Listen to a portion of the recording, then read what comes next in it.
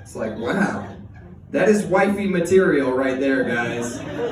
She can clean, holy shit. Wish I could take her home and she'd do that, you know? Guys, I respect women so much. I just found out that Kansas City has a women's soccer team. Maybe you guys aren't familiar. They're called the Kansas City Current, which I think is a little sexist, because that's kind of close to flow, isn't it? Like, do we have to remind them they have periods? Whole new meaning when a player catches a cramp, right? And I like to imagine that all the teams are named similarly. Like, you catch that game last week between the Minneapolis Menstruators and the El Paso Egg Shooters? How about when the Portland Pussy Purge got stopped by the Tampa Ons? Outstanding defense there. It's going to be great to see them in the finals up against the Miami Maxis. That team has wings. Guys, I live with my ex-girlfriend because things are going great.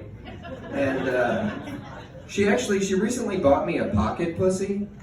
Anybody familiar with pocket pussies in here? Your ex-girlfriend buying you a pocket pussy is a lot like when somebody has to train their own replacement at work.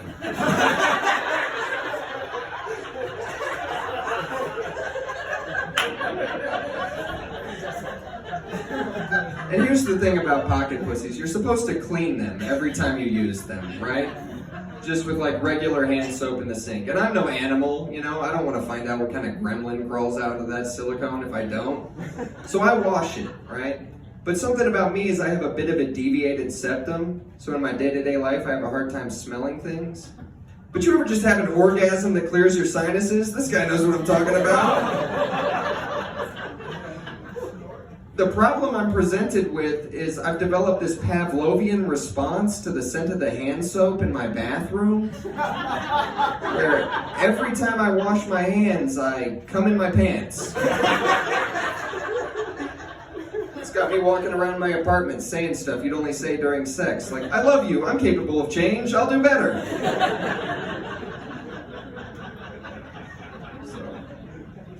Guys, everybody, if you look at social media, everybody is just real worried about one thing only, you know? They all want to know the answer. Is squirt pee? I'm here to tell you it is, guys. I got some up my nose the other night because I like to be on top when I'm 69. I'll let you guys visualize that for a second. It's hard for her to be lazy, you know? But it is pee.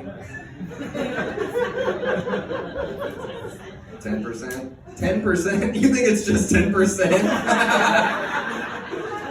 No, it's 10% maybe something else, but it's mostly pee. No, really what everybody's worried about nowadays is political correctness. You know, everybody's so worried about being politically correct. I'd rather just be correct, you know? Let's focus on the facts, right? The other day I saw this article. There's a surgeon in Texas. He's only had 33 patients. 2 of them have died. The other 31 have been paralyzed. Headline says, "Meet Dr. Death." Why is he Dr. Death? How is he not Dr. Can't fucking move anymore, you know? How many people do you have to paralyze to be Dr. Paralyze? The bar for Dr. Death is way down here. Dr. Paralyze, you must have to do like 50 people. So, yeah. You guys like dogs in here? Yeah. Right on. I can sense it. It's a dog's crowd. I think all dogs are Trump supporters, which is awesome, you know? Like, dogs are they're real worried about border security, right? As we should be. Not a huge fan of walls or fences, though. What they do like is peeing on stuff to mark their own territory. And they tell you when you go hunting, guys, if you hear coyotes, you should be in a circle, they won't cross it. Well, if those coyotes are bringing a caravan across the Rio Grande, we need a P.O. Grande, am I right? Let's get a river of dog piss at that border. I got a fleet full of German Shepherds outside. When they're done, they'll be American Shepherds, Operation Paperclip. Got some scholars in here. Awesome. Dogs are also real worried about groomers. You ever take your dog to the groomer and they're like, "Here's a treat, don't tell your parents." Like, what the fuck are you giving my dog?